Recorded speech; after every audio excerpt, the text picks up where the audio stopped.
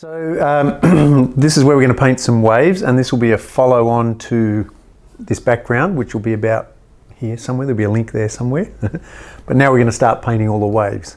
Slightly impressionist. Hi, I'm Mark Waller, and I love all the shiny stuff in the world, and I love painting them, and I love sharing them with people. So feel free to come along and enjoy learning to paint and finding magic in the world with me. So to paint the water here, we'll be using these colours and these brushes. So what we're going to do here is we're going to create the impression of some waves receding out into the distance. And so I've got a little bit of chalk here. Normally I'd just paint it, but chalk's a really nice way of kind of doing something non-committally. So I'm going to make that my whitewash. Those little tiny waves right in the foreground. I'm going to make some bigger waves out there. Maybe another one there. And that's a good thing about chalk. You can kind of experiment, and maybe another one out there, out a bit further. Like that. And then we want a little bit of horizon for it to all recede off out into the distance. So we want to create the impression of a plane of the ocean receding off into the distance, but with waves on that plane. So what I'll do now is I'll just get white and I'll block in, because that's sort of the major part of the wave, the whitewash. So I'll block that in, and then I'll sort of seesaw backwards and forwards with other colours. Okay, I'm going to steal some white from here and put it over here on my palette where it's nice and easy to get to. Now I'm actually going to use some thin medium here. You can just use water, but thin medium's good because you don't lose the glue in the paint. It doesn't break down the glue so much, so the paint stays nice and stable and strong and doesn't kind of get moved around when you paint over the top of it. So I'm going to put this wave out the back here like that. So it can be a sandbank out further.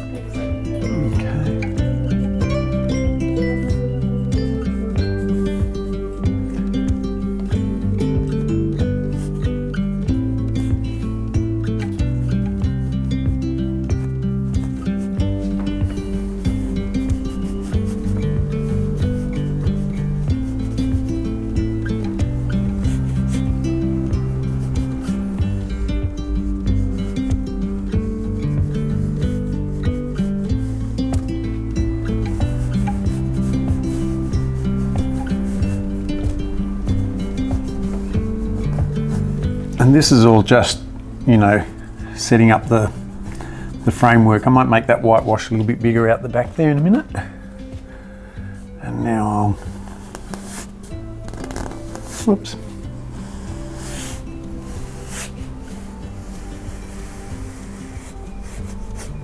Now, for these finer white lines, I quite often use Free Flow, which is a lovely white paint that travels beautifully, but it's not easy for everyone to get, so I'll stay with the Interactive for the moment.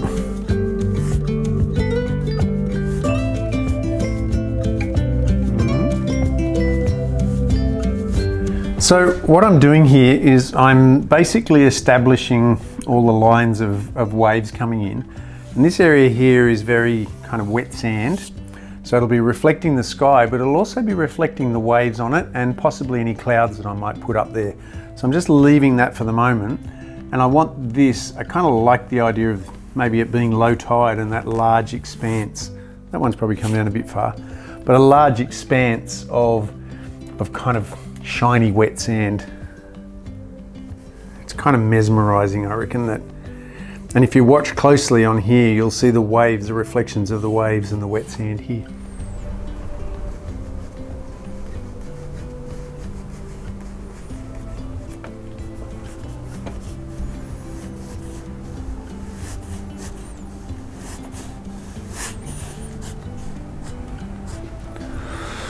I think I'm going to make those waves in the background a little bit bigger.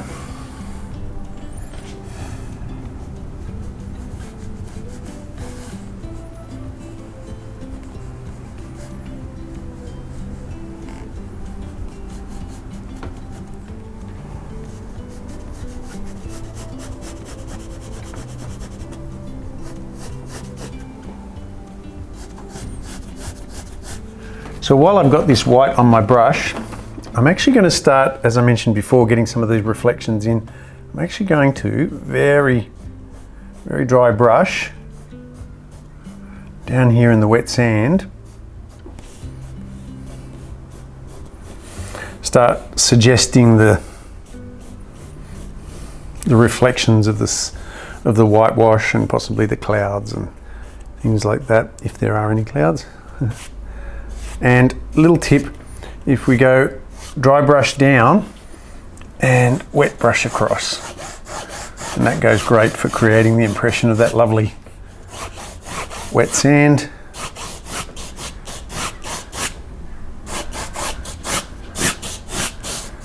Like that. And we'll come back and work over that in a minute. So what I want to do now is I want to get this sky color that's reflected on here, and that's going to be reflected on all of the flat areas of the ocean. So I'm going to represent that now. So I'm going back to the sky color that I mixed up before, which was just fundamentally French ultramarine blue and white. It's probably a little bit too much French ultramarine blue there. Just add a bit of water to that. Or thin medium if you like. Okay, and what I want to do is create the impression of the sky reflected on the backs of the waves. So I'm just going to, right here where it doesn't matter so much, just so I know how much colour's in my brush, and I'm happy with how much paint's on the brush, so I'm just going to move out of those less important areas. And you'll see, so I say regularly, you know, to create the impression or to flatten water, reflect the sky. And if you want to steepen water, don't reflect the sky. So what we're going to do here is create the impression of waves by reflecting the sky. I know that sounds kind of backwards, but so if I want to, well, hopefully when I do this, you should see the waves start to leap out.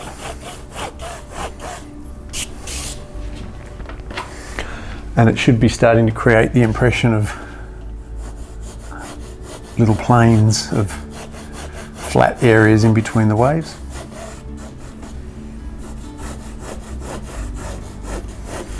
By painting this blue in too, what we're doing is we're softening that transition into the wet sand, into the shallow water, into the deeper water.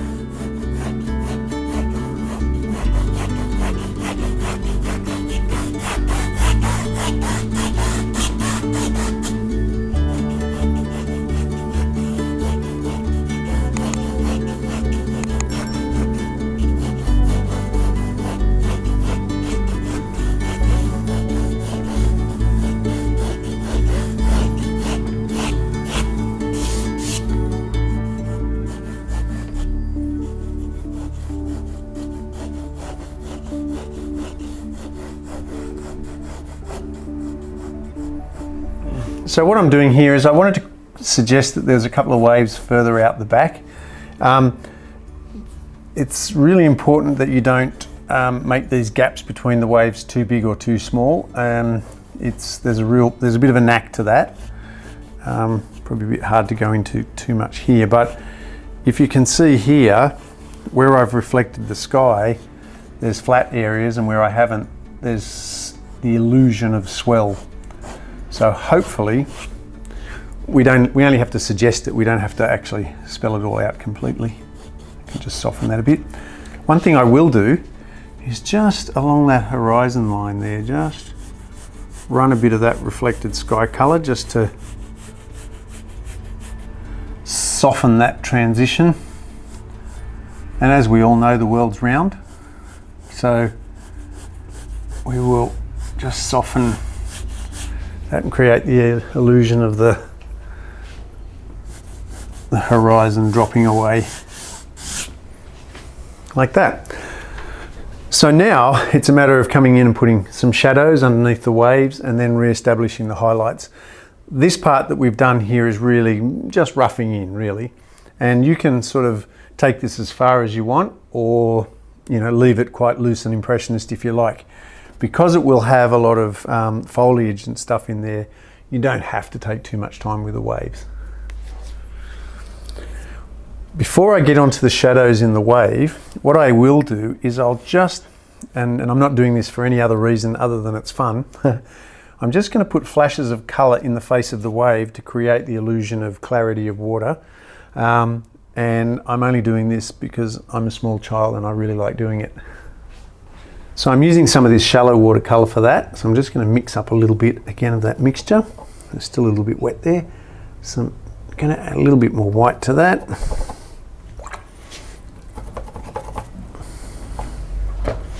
And we'll test it on the painting.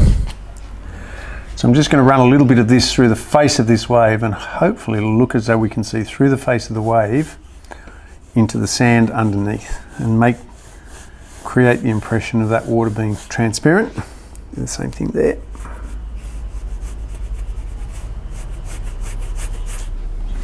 I'm going to do the same thing in these waves out the back, but I'm going to add a little bit more blue to that.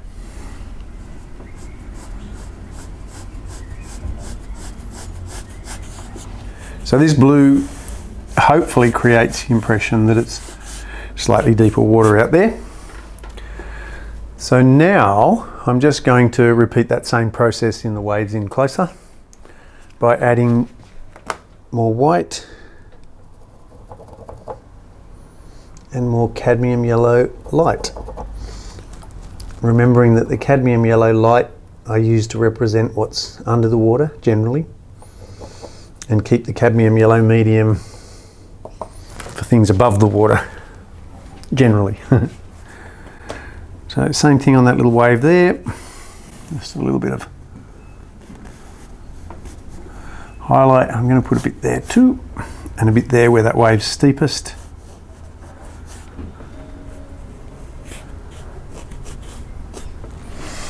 And I'll do the same thing down here.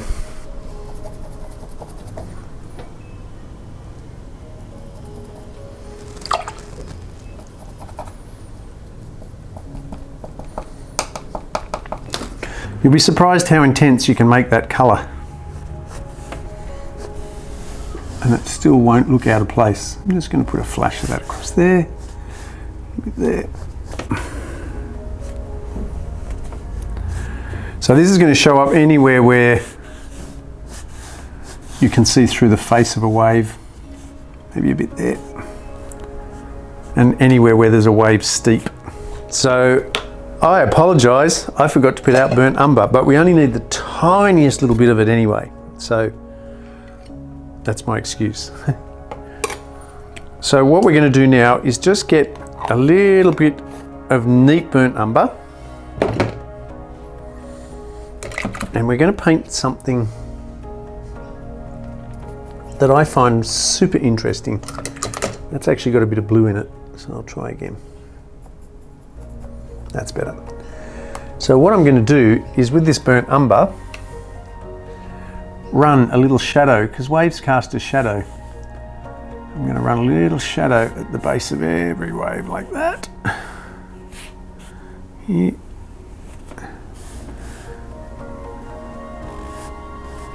Very subtle, but you'll be surprised how much it adds to the picture.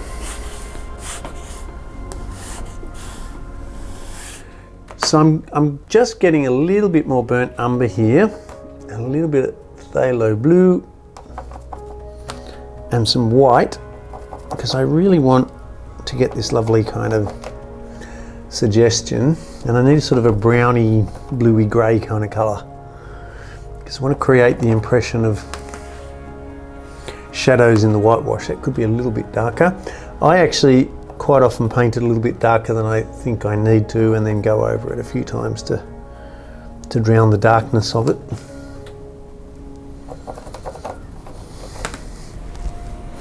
That should get me out of trouble.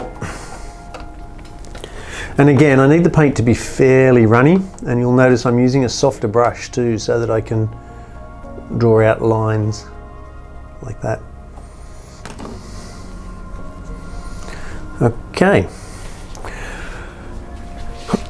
So what I'm going to do is put a shadow here in the whitewash along here, And if you're interested, there's a DVD more on water and how to paint waves. There's a whole pile of DVDs that kind of go into the mechanics of whitewash and waves and things like that. There's a link for the waves DVD around here somewhere. And there's also a link somewhere about more on water, which explains kind of reflections on the surface of the water. So I'm just putting in a little shadow in the whitewash on the face of that wave.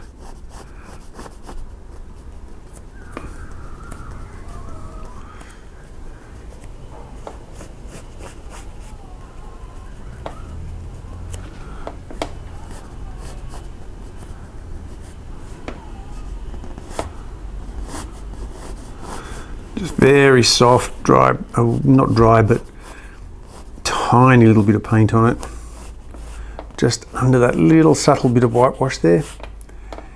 And here, oh, missed that one. And it'll dry back a little bit darker, so it doesn't matter if it seems a little bit subtle at first. Just going to do that.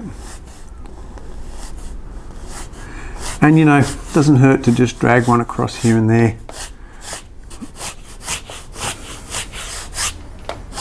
Oh, too strong.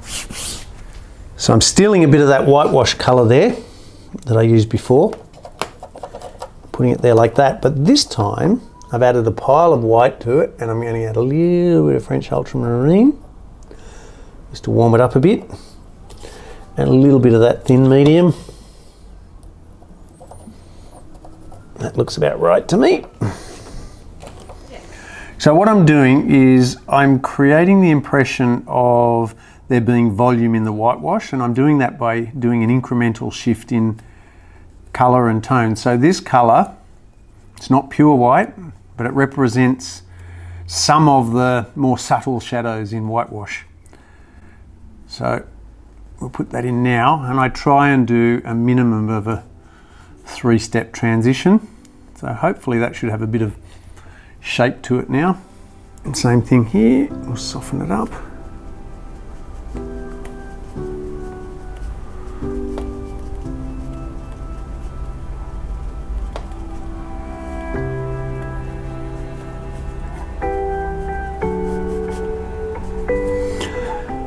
Like that. And now I can pretty much come back with pure white. So now I'm just using pure white. Now white acrylics sometimes can be a little bit transparent.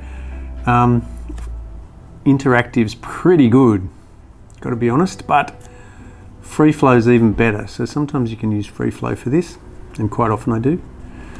But you can see I'm breaking up the shape there a little bit, and I'll come back later and do this white again. And because the white's a little bit transparent, creates that lovely kind of 3D effect.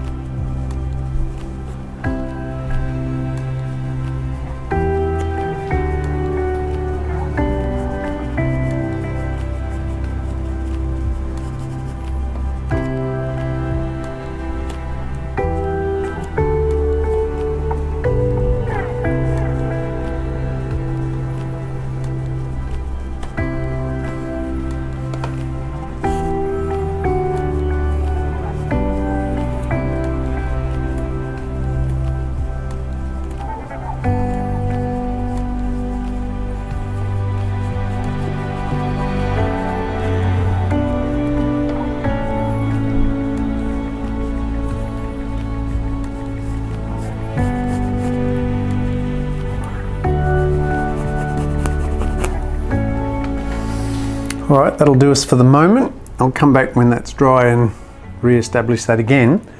But I think what I might do right now is just put a bit more reflections on the face of the waves, or on the flatness in front of the waves, and then come back and put some highlights on it. Okay, so I've got a 6 here, size 6, a flat, and I'm just going to, here, it's a ratty old thing, I know, but just where the whitewash is a little bit more intense, I'm just going to drag that down like that. It might seem a little bit strong, at first, but probably not a bad idea not to make it look too uniform, so sort of break up the reflective, all of these strokes a little bit, so it looks like it's not too uniform.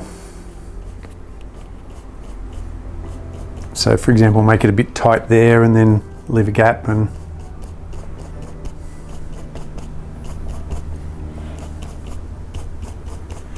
so these reflections are on the flat part of the wave, so you wouldn't see them in the face of the wave in front. So I'm just going to, I tend to stop them sort of just on the back of the other ones. Bit hard when you've got those little waves in there, but you can always come back and re-establish them later. But with the bigger waves, you sort of stop right on the top of that wave there. Don't have to get too carried away with it though.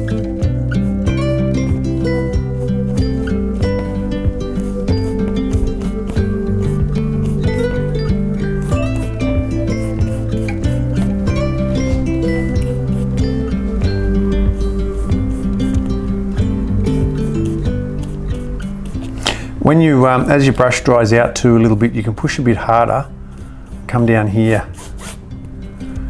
into that area there.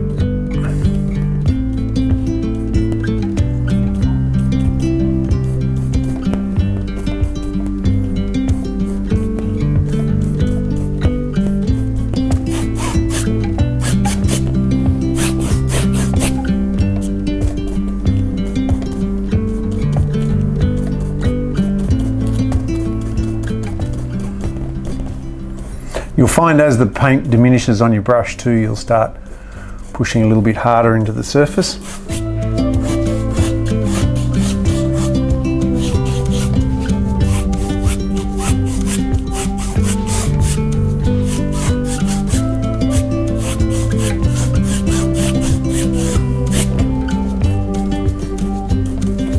So this next part's going to be white as well, and you might think that this is a lot of white, but water is highly reflective, and especially on a bright day you'd be surprised just how much white there is.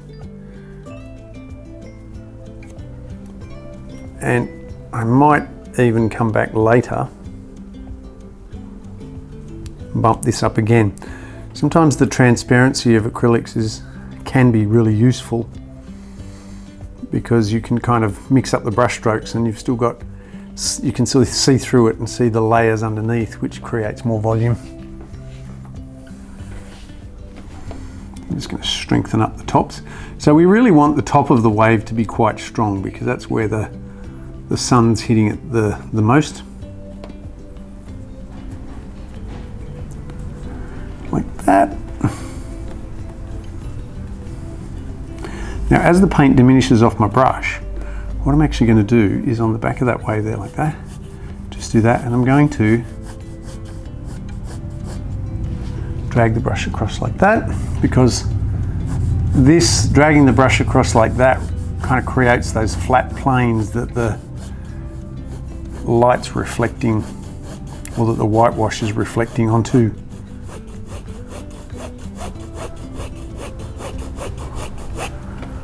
And that should theoretically be creating the impression of reflections on all the little ripples in the surface of the water. I might just strengthen that up a bit there.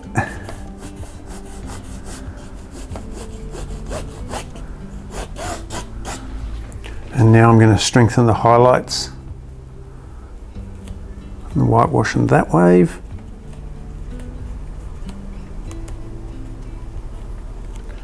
And this one.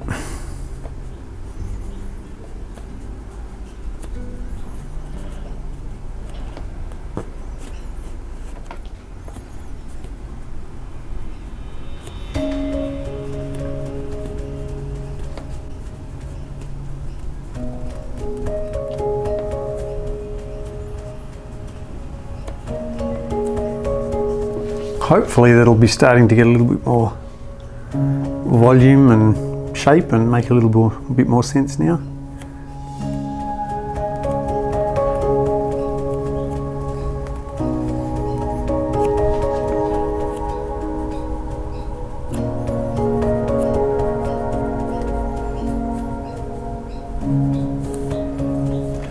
Now we don't really need to do this perfectly, of course, it's slightly impressionist, so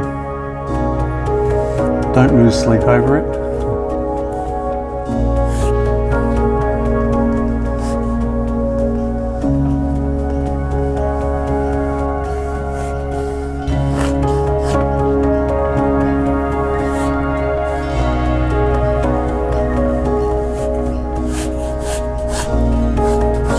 Now I'm just going to paint all these ripples in these little waves in the mid-ground.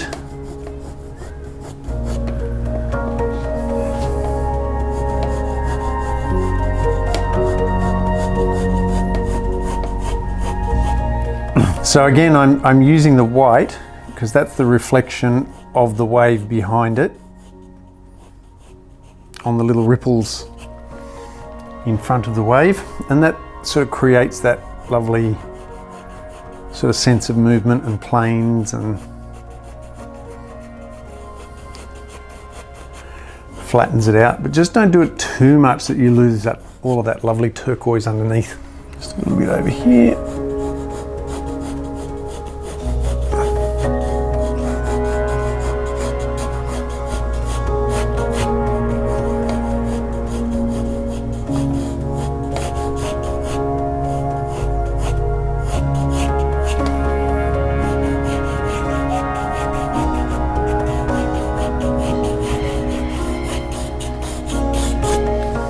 So to my mind, this on the tops of those waves will need strengthening up again. But before I do that, what I'm going to do is paint some of the, well, I've got this lovely thin colour, I'll paint some of the suds that the waves have left behind. So again, I'm using this little brush here, this Micador brush, and it's only little, but it's quite soft. And all I'm going to do is just sort of suggest a trail of suds like that. Don't overdo it, very, very subtle, just a couple of little squiggly lines like that, and it'll reinforce that white on the back of the wave there, and I'll do the same thing here.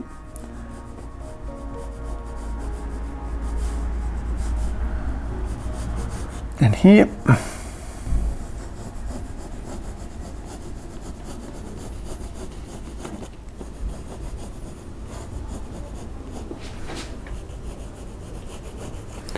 Now I'm not doing it on that one out the back so much because it's further away and a bit bigger, so that suds will be left sort of behind the wave, so it'll be harder to see. And then just a few little squiggly ones here. This paint's very, very thin. And because it's very, very thin, it sort of dries back and you'll almost not see it in the end, but it just leaves another one of those little marks in there that make a painting interesting and work. I'll just bump up the white across the tops there and we're done. Just keeping it in my lid so I can get to it whenever I need to. And the more I strengthen up this white, the brighter the day seems. A little bit of extra contrast really makes the light pop.